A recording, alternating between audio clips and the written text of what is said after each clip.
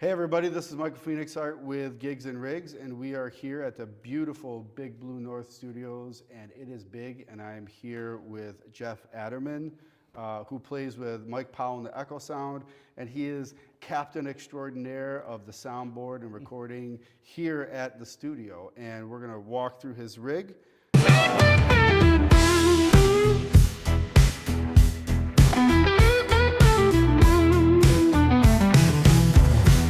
Nice to be here, Mike. Thanks for having me. Yeah, thanks for having us, man. I love the studio, love the vibe, love being here. And right away, I am so fascinated. Number one, by the fact that you use a Furman power strip. And the pedal board. And the pedal board.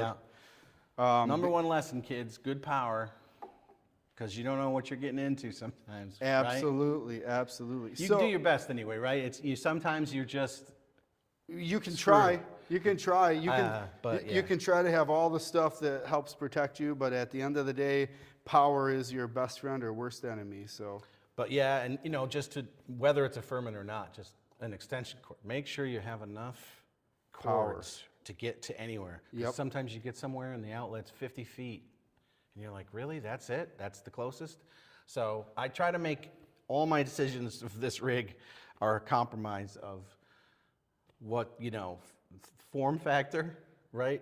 How big, how much space am I going to take up, and practicality of transporting it, and ease of setting it up, and almost more importantly, consistently, just every time I set it up, you're getting the same blueprint, the same sound, same thing every time, pretty much. Maybe once in a while the amp can't be there; it has to be on the right side.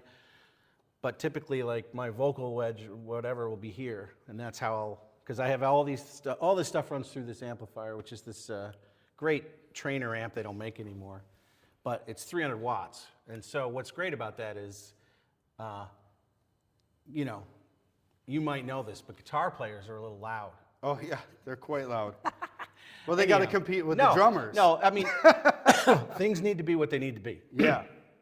But 300 watts, I think is, in my opinion, for almost any live club, like as probably a keyboard player, you need at least 300 watts. You don't have pickups. You don't have the things that make an instrument like a guitar be able to be louder than bombs with a 15-watt amp. Right. Your sonic footprint is way different. Yeah. There's an output coming out of these keyboards, but it is not very hot. No, not at all. Not at all. So, anyways. I don't rely on the monitor system of a venue to hear myself. That's just over years and years of showing up at a gig and playing and not hearing myself. Just going through their basic monitor system. Yeah. So I just do this as a CYA for me. Mm-hmm. I lug this thing around.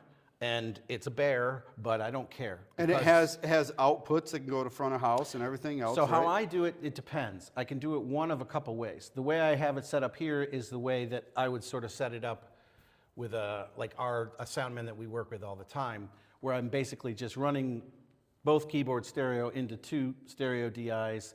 I split those. One goes to the amp for me. Mm-hmm. The other goes to the front of house. And then they have, somebody's got a fader for the ARP, and somebody's got a fader for the Nord, and they can control it. However, there are gigs where that's, again, not feasible, not practical, not wise. We play a lot of multi-band things. Sure. Yep. And even though they're in, some of them are really nice shows and very lovely stages, and you have production teams and people picking your gear up in trucks and bringing it for you, all that. But you still, at the end of the day, like any other multi-band thing, you got to get up there and get going. Yeah, you got to get on, get off fast. Right? Get on, get off. Right. And that's part of what makes you a desirable act to book. Absolutely. It's more than just, are you a good band? Sure. Obviously, that's important. That's why you got the billing. Of course, but how your etiquette and how you carry yourself and what you do professionally is also important. So be able to get on, set up quick. Do your sound check. Don't be a real diva about the monitor mix. It may not be great. Again, see, I know I'm going to hear myself. Right. And so, I'm covered Not that I don't care about the rest of the fellas. No, sure. There's 2 guitars, bass, and drums, right? And vocals, 3-part vocal singing. But if I can kind of hear all that, I'll probably be okay. Right, but you can't play blind. Going to be tough for me. Yeah, yeah. Going to be tough for me. If you Because I can't deal hear in you. sounds, I'm not just playing one thing. And I mean, like, as opposed to a guitar. Right, I know right. you can distort it and phase it, and but it's a guitar. Well, one thing I know about keys, because my wife plays keys in our band, is that Exactly. the sonic footprint of every sound is different. It's a chameleon. Yeah, yeah. It could be louder. It can be a lot of different Could be things. higher pitch, could be lower in frequency. And so if you can't hear those little idiosyncrasies, those little things, then that's going to be rough even for the sound guy to deal with. Imagine you as the guitar player, the only way you hear yourself is through a wedge. Yeah, not great. Not great. No. Not great. And there's no stage sound, so the vibe is weird too, right? Like So, you can't feel it. I'm in the rock and roll band. The guys have amps. I have an amp. Yeah, absolutely. We're a rock and roll band. Absolutely. Right? Right. So there's that. So that's why I lug this thing around. And how old is that? That has been with me for 20-something years and has never failed me, but they don't make it anymore, which is a real bummer. Is it tube? Does it have any It has tubes? tubes in it. I mean, look, it's not a tube amp. It's got like a tube in AX7, it. like Yeah. just for preamp and Yeah, warmth. you can put it in there. That's so. great. That's It great. is stereo, quote unquote. I mean, what kind of image you're going to get from it being separated by about 14 inches, I don't know. Yeah, right. But it's stereo. But what's cool about it is it has a number of features. Like it has its own DI, so that's my secondary setup. Nice. If I'm working with an unfamiliar sound person and they're just like, I don't know what you're doing here, I just send them left and right, Right. straight out of the amp. That's great. Right? And then whatever I'm sending is what the mix is. Right. And sometimes I kind of prefer that, to be honest. Yeah, yeah. Because I mix myself as I'm going. Right, right. I'm mixing the balance of how much of this, how much of this. I'm riding the faders on the knobs Yeah, all so the time. so does or our doing key it with player, like foot or whatever. the footwork as well. Yeah. So that's a lot of the way I play. Is like it's a lot of that kind of thing. And sometimes it's really better if you just let me have control. Right, right, Just trust me. I'm not going to blow up your system. right, right, I'm not going to dominate the mix. I'm not. right. I'm past that. Right, You know and what I mean? don't need you to mix me in the monitor either. Right, I don't need you to which mix will me in the monitor. sometimes drown out the vocals and everything Or else. they just don't have the channels. They don't have the channels, right? Now you got more headroom, so now you can bump the lead singer's volume, Right. who really does need the wedge. Right, right, You know, this is all just sort of like, again, it's compromise, it's feasibility, practicality, thinking about the thing in large, as well as taking care of yourself. absolutely. Like, that makes it so that you show up at a gig and it's only going to be so disastrous. right, We've right. played a place that's got 2 monitors for the whole band on stage. Oof. Yeah.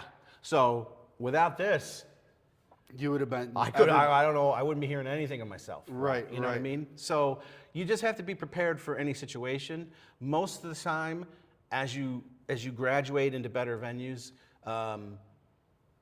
it becomes nice and easier. You get more room, and the power is nice. And there's, you know, like, you know what I mean? Yeah, right. The issues start to sort of fall away. Yeah, right. Less and less of the stuff you have to struggle Right. with at any given. Yes, maybe I night. get 2 monitors. Right. Whoa, you know. But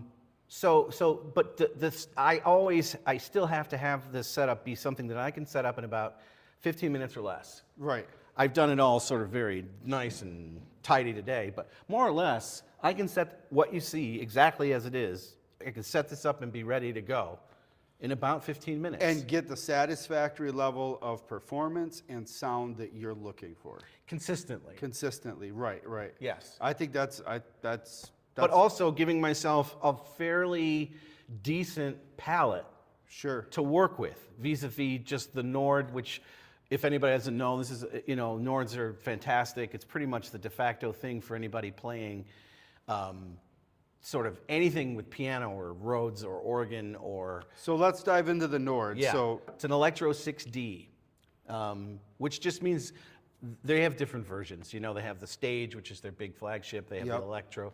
how many keys is this? This has 73. Nice. I'm thinking about at some point maybe expanding it to an 88 one. for different reasons. One of the reasons with I can do splits, which just simply means you can assign sections of the keyboard to certain sounds, Right. rather than having to toggle through different. So you can play, for example, an organ with your left hand and a piano with your right, Sure. and then some strings over here, and then something up here. So possibly you could cover all bases of a song with one setting. One setting, You right. know, something like that is interesting. But the 73 has been very good. Again, do I want the other 8 inches of an 88 key? You know, do I want to take up the footprint, the form factor, the loading and the truck? The loading, the unloading, yep. The weight, all of it, do I need it? Do I need it that much, you know? Or is this getting me by? So far, I'm set with this. I'm starting to, after 4.5 years, reach a point where I'm seeing some limitations. But honestly, some of that is just lack of being resourceful. Because the thing will do a lot if you sort of spend some time with it. Right. I mean, it's got built-in keys, right? You can play keyboard, or you can play piano on it, I should say. Multiple. I mean, you can choose the type of piano. It's got organs, and it's got the Yes. levers to adjust all the organ Yep. sounds and give you the right highs, mids, lows, and frequencies that It's you're got looking some for. distortion. It's got effects. You can control things vis-a-vis. Are they weighted keys? These are not. These are semi-weighted. Semi-weighted, And that is yeah. also the other debate I'm having is, do I want to get into a weighted key? Right. Or do I like the fact, because these are obviously quite easy to play. You do a glissando pretty sweet on semi-weighted. When you're not playing a piano sound, the weighted keys start to become, well, why am I doing this? You know, like I'm playing, if I'm playing a clav bit, Right, right. I don't really want weighted You keys. don't need weighted right? keys. And so then that becomes, well, so, okay. Or if I'm playing, there are synth sounds in here that I use. String machines. I use a lot of string machine sounds, old 70s stuff. I don't really need weighted keys for that. No. Mellotron sounds that are in here. Sure. I don't, so really it just boils down to like, how bad do I want to authentically play a piano? It's like the big bands. Like, do they really need the Hammond, or do they really need the baby grand piano? That's a point at which you're doing it because you can. Yes. Yeah. I would love to, don't get me wrong. I am a full-on, I'm the guy who would like, given my left to my own devices, if we had reached a point in my career where somebody else was setting my gear up and I knew every time we went to play that we were going to have X, Y, Z. You had your own tech. Right. Yeah. Let's say you're approaching Mo level. Yeah. Right, sure. Yeah. Yeah. Yeah. I'd like a Hammond and a Rhodes. Yep. And somebody and a else to piano carry it. module, and absolutely, I Somebody think, else to carry and it. then yes, because it's all going to be. I sit down and I'm going to go. Yep, yep. That's the sound I want. I'm good to go. Yeah. I love one thing, one job. My brain gravitates towards that kind of thing. But again, this comes down to, but where are we? What are we doing? Sure. And practicality, feasibility, repeatability, Yep. consistency. I want to have fun, right? I don't want to Stress. spend an enormous amount of time stressing about setting up, and I have everything color-coded. I had cables made by our tech here at the studio to just, so I know green goes in sustain, yellow goes in control, Simple, orange easy, goes fast. into rotor. Yep. ARP is black and blue, black is left, red is right, or blue is right, Nord is white and red. Easy. Left is white, red is, you know what I mean?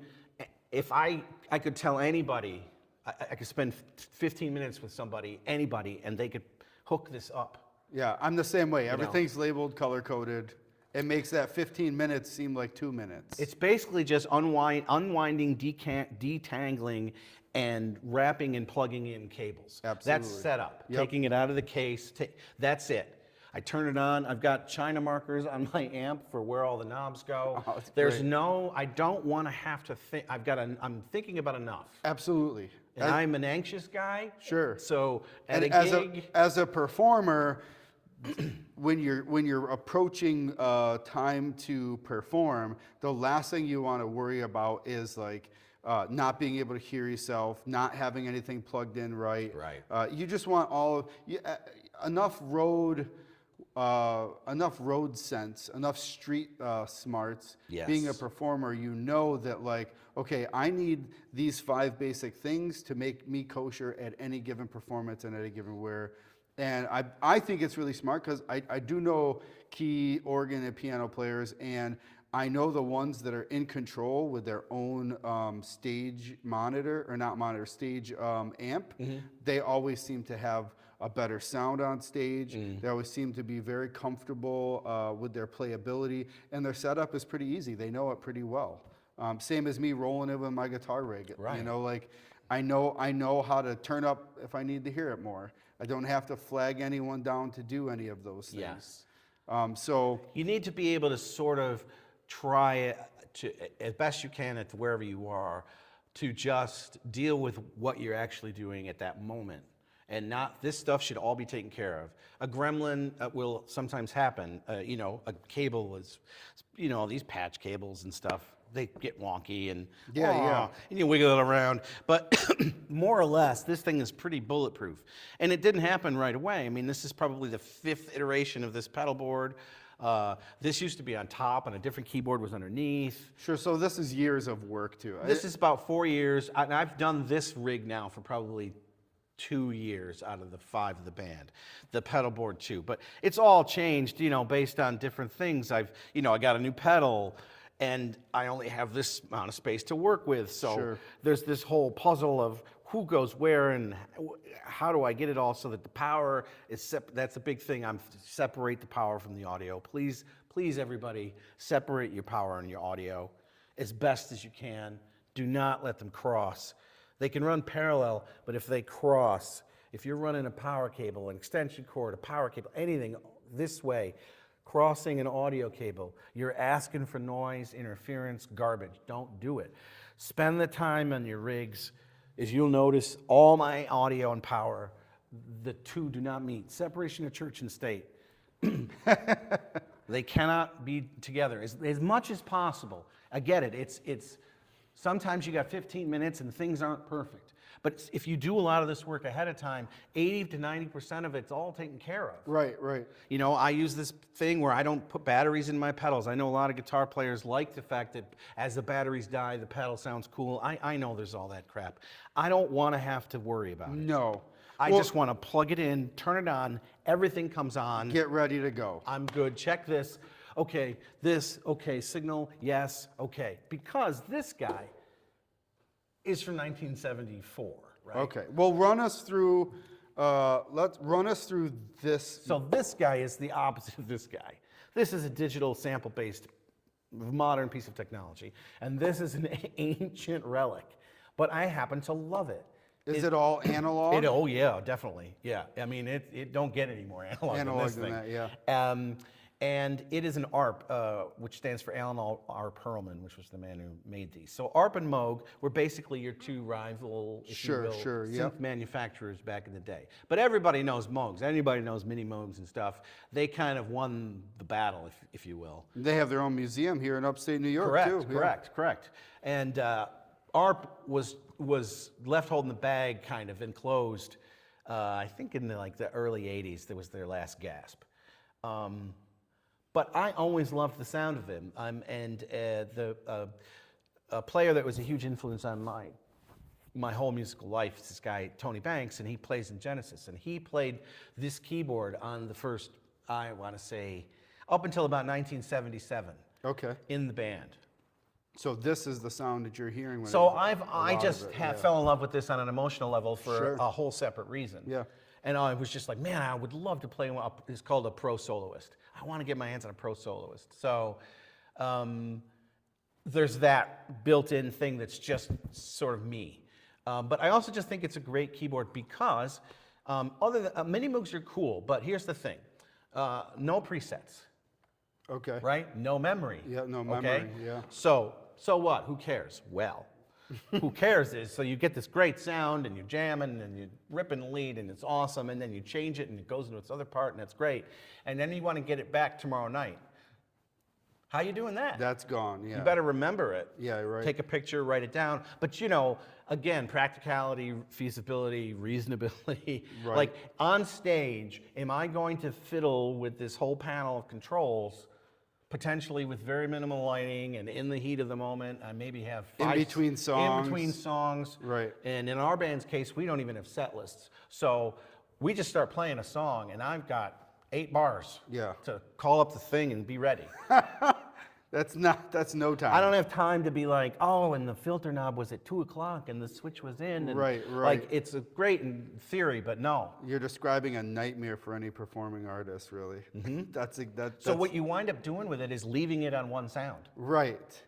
That sucks. What's the point? Right, because it's got so much versatility. Exactly. Yeah. So this guy has sounds, right?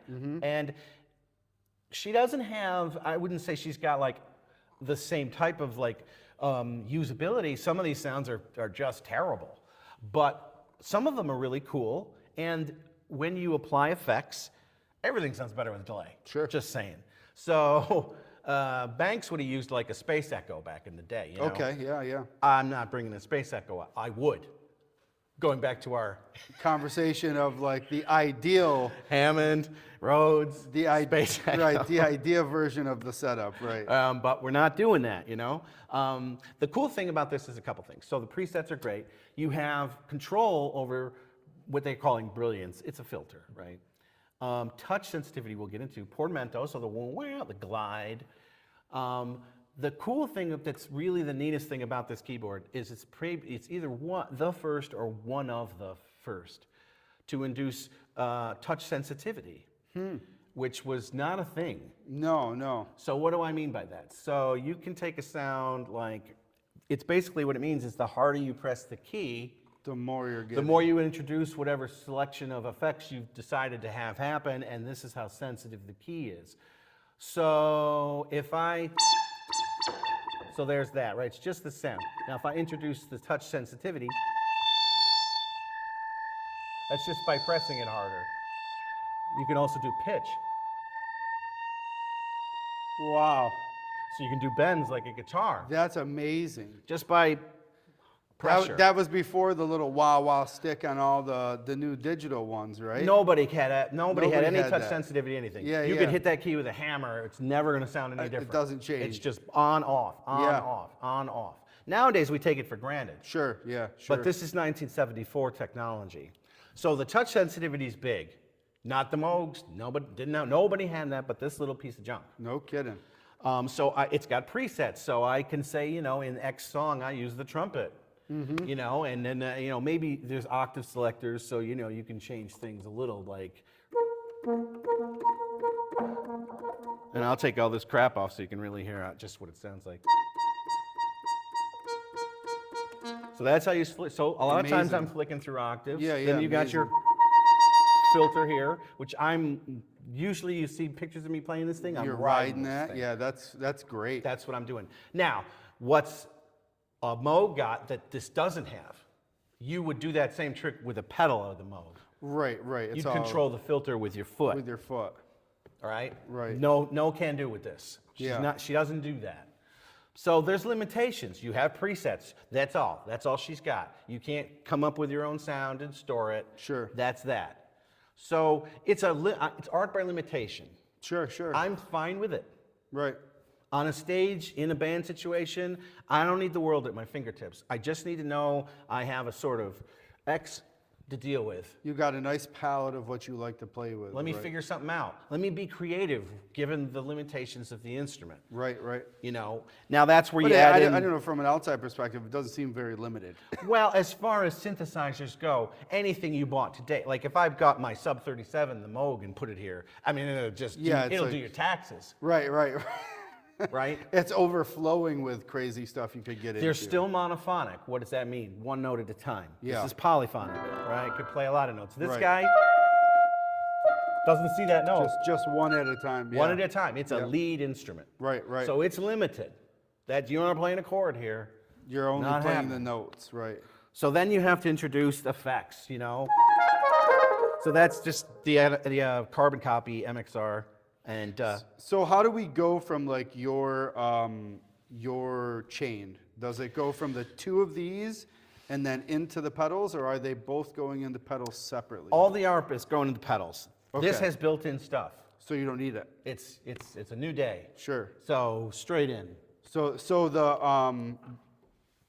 the Nord goes straight into Straight the to amp, the amp. And then this guy's running through your pedals. She's going, yes, exactly. So how does this run through your pedal change? Well, your as you sound? see, right, you got the black guy coming out of this snake-like cable, Yep. which houses as far as the Nord is concerned, it just does this pedal, this switch, and the sustain pedal. Okay. And this is mostly for like Hammond and Leslie stuff. But Right, again, right. this thing is very, very programmable. Right. This pedal can be used for volume, it can be used for wah, it can be used for bringing in effects or how much effect or panning tricks. I mean, Sure. the Expression pedal. It you be can an assign at any given time, even live on the fly. If you're quick enough with your finger and you're thinking fast, you can just go, let me put the wah on this thing right now. Wham, wham, bam. Even if it's not something you stored. So you got one of those that's just the expression pedal for the Nord. Correct. This is the sustain pedal for the Nord, and this is the foot switch, which more or less it gets used for the speed of the Leslie. Right, so you can On do the organ patches. tap tempo and stuff like that. And stuff like that. Yeah. This pedal here is why this is this is hooked up to this Earthquaker. This is an expression pedal of the Earthquaker. Okay, That's what's the Earthquake? It is basically a delay. It does a bunch of other things that, it has a nice reverb in it too. What's cool about the Earthquaker is stereo, which is I needed, but it does bonkers stuff. And I would love to get into it more, but this little tiny switch in the middle, see, Yep. is not practical for me. It does reverse, it does freezes, it does modulation tricks. It's really cool. And then vis-a-vis this thing, you can really start to introduce some nutty stuff with it. But I can't get down here like Yeah, this. and flick it, right. So I'm really thinking about having our tech try to mod me it a out. switch that I can like put up here. Right, right. And that would probably open up immense possibilities. Sure. Right now it's sort of stuck on a like a tape delay, super long, and then as I use the pedal, it starts to do that whole feedback loop thing. Yep, The more it starts to build louder and louder and where louder you can get on like itself. Yeah. out of control. Right, right. So that's about what that guy's doing. This is a Von Gogh reverb vibrato unit. It's basically like, all this stuff is like super analog-y, true bypass, Sure. blah, blah, blah. I mean, the MXR is not a super high-tech pedal, but Carbon copy's famous, man. it's awesome. Everybody's using a good analog, yeah. which I mean, that's what I want for this thing. I'm Right. not trying to put it into something modern. And it's, like it's a bucket brigade, and I like the way those things sound. It's a type of delay. So I put a small amount of reverb on this. If I want extra vibrato, this has a fantastic vibrato section, which is useful for something. It's just like having the mod wheel. Oh, yeah, it's on a really synth, nice. But I don't have one. Right, you don't have So one. now I do. That's nice. You just make it shake at the end like a guitar player. That's would. really nice. You know It what I makes mean? it makes me feel like I'm about to hear a David Byrne song. Yeah. You know? It's just about expression, Yeah. right? Keyboard players tend to have a very sort of deserved reputation of being like, second only to like the percussion guy. Like they're off to the side. They don't maybe even have to be on the stage. We don't really care about them. They're not very interesting. They tend to all play the same thing. And Right, sound. they're just pounding chords, right? Yeah, or again. And I was never, I'm like, no, I'm in this group. Like, Right. you're going to know I'm here. Yeah, you're going to hear this. I'm going to do stuff. Yeah. And I'm like a pushy player. Like I play like a drummer because I'm really a frustrated drummer. Yeah. So I Who kind learned to play keys? Yeah. Well, because my father at a very early age, I said, I want to take drum lessons, and he was like, okay, no problem, I'm down. He goes, here's just two things I want to say to you. Number one, you can never play by yourself. You always have to have other people. Mm-hmm. What he was trying to say was as far as, you can play drums by yourself, but Sure. you got to have other guys with you to form a band. Absolutely. And play out. Absolutely. And B, you can't write a song on the drums. No. And those two things resonated with me. Yeah. And I was already tinkering with those toy piano things you saw. Sure. And I thought, well, then that's it. I guess I'll do the piano thing. Which you can do all of those things. Now, I didn't take lessons, and I didn't do any of that. That's all by ear. I just learned as I went. In high school, I took theory. In college, theory, and stuff like that. I know enough. I know what I'm doing with theory. I can't read it. I can't write it. I don't have perfect pitch. It's nothing like that. But I do know my way around Absolutely. chords, Right, and voicings, and phrasings, and Sure. keys, and Doing some of the tricks like the glissandos and other things like that. I know when you I'm know. doing enough. Yeah, yeah. I'm not a piano player. That much is definitely, even though in this band, hilariously, I kind of do play a lot of piano. But this band is different for me. I come from a more like, I don't know. I don't come from really like a blues background. I come from more like a prog background. Right. Old school prog especially, Sure, sure. Old Genesis. The only time I was ever in a cover band was I was in a Genesis tribute Cover band. band, yeah. Because I loved them so dearly. I got to play this and play all those songs, Right, and it was a right. ball. Yeah, right. So, but I digress. What I'm saying is that, being like a piano player is a different guy. Organ player, different guy. Sure. Or person, I should say. Like a serious organist is a thing when you watch him play. Absolutely. And that I'm not. Right. I am not that. I do what I do. I'm really a synth player, a keyboard player. Sure, You know what I sure. mean? Right. I'm a rock keyboard player. I'm good in bands. Right. I can sit down and play at the piano, and the average bear thinks I'm Bach. But a real pianist would sit down and blow me out of the water. right. You know what I mean? Right, right. I don't have the technique. I don't have the training. I just don't have. I didn't do that. Right. I spent my whole life writing songs. Right. My whole life. So you were just like writing original stuff all Always. the time? Yeah. People So you would be Aderman, in high school. Aderman, play piano, man. Yeah. I don't know. I never learned it. Don't No, know how. right. Don't care. So you were an original artist. Always. That's always been kind of like where you came from. And then you went into a Genesis cover band Just because that it was my your favorite jam. stuff on the earth. Right, But right. that lasted 2 years, and then I was like, okay, I've had enough of that now. Yeah. I really, you know what I Right, mean? right. I just don't want to do it. The only way I like to do it is if I'm doing what I want to do. It's a very selfish endeavor, but that's how it is. I look at it as this emotional outlet that if I don't do, I'm going to be an insufferable bastard, even Right. more so than I already am. Like, Right. I have to do this. Well, and I always talk about this part with musicians is that, like,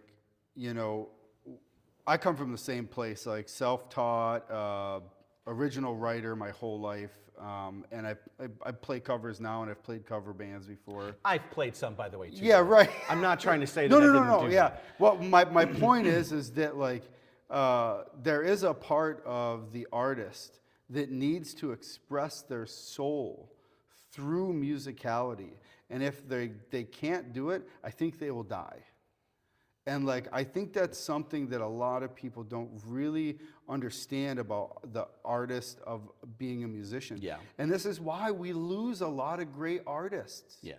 Is because if they can't do what they want to do with their music, Yes. they will die. Yes. They will slowly wither up and die. And some people they just have. quit. Some people also just quit They because quit. they can't. They quit. But a lot of them have been pushed into places where they can't be themselves, 100%. or they've been stifled, or something has just, stopped them from being able to do it. And anyone I know who has written original songs, played music, played covers, they know that there's something about them that needs to come out through this. And I will just say this.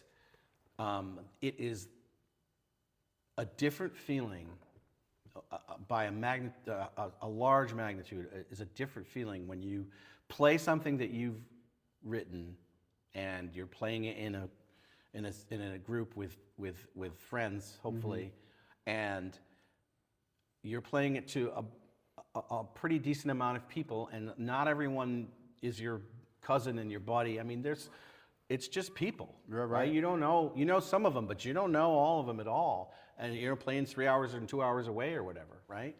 And to finish a song and to have a response From your music. yeah, or it's really it's a dopamine hit and a Yeah, half. you can't beat that. No. That's a high for days. And it's really, I don't know, it's really, really kind of hard to break that spell, man. Yeah, it is. It is. And so What kind of bench are you using? I know you got an X in the front, but what is this bench over This here? is that stage. What is the stage? Oh man, I knew you were going to ask me that. I didn't look it up. That's all right. We can look it up. Stage something or other. Okay. It's a table thing, right? Yeah. Because I'm a pounder, Yeah. right? I'm not. It's this thing is a little more delicate, so I get away with this, but this has to be pretty solid and right. easy to set up and not in two pieces, Sure. etc. So these legs just fold up and you carry it. And I have tape on the bar so I know exactly Where everything's gonna go. how wide this thing is so the feet of the Nords slip right in the holes. Awesome.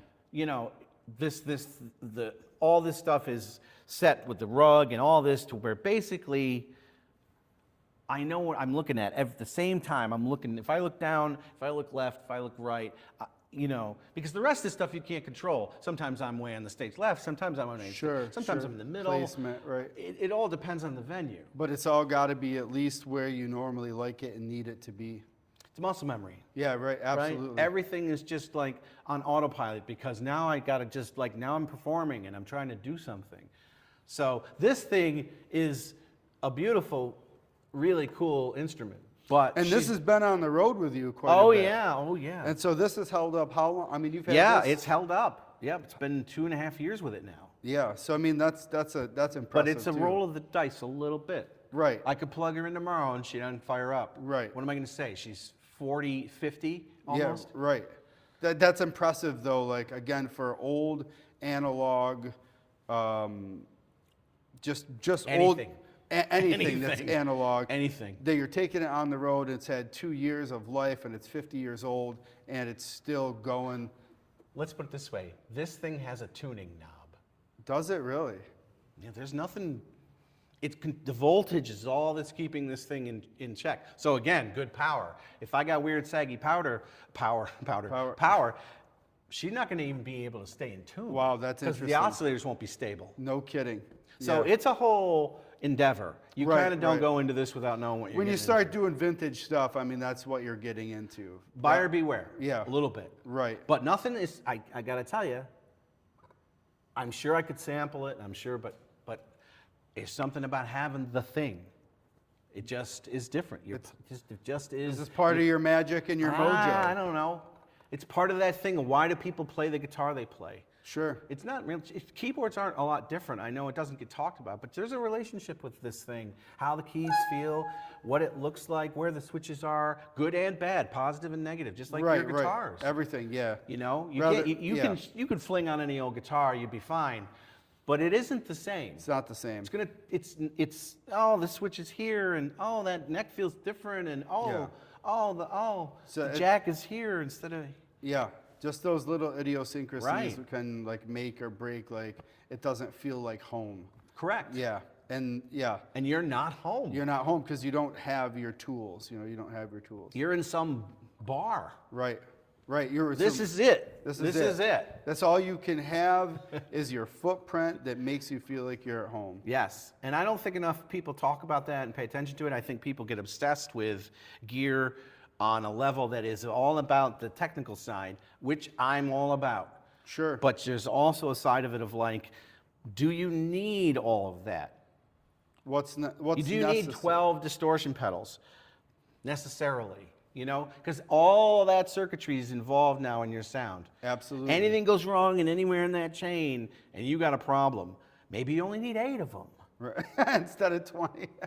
You know, Right, there's right. a point at which it just becomes a little bit of, I think, of a vanity trip or just a gear acquisition syndrome. Sure. And I suffer from that to a degree. This is an exercise in discipline. Right.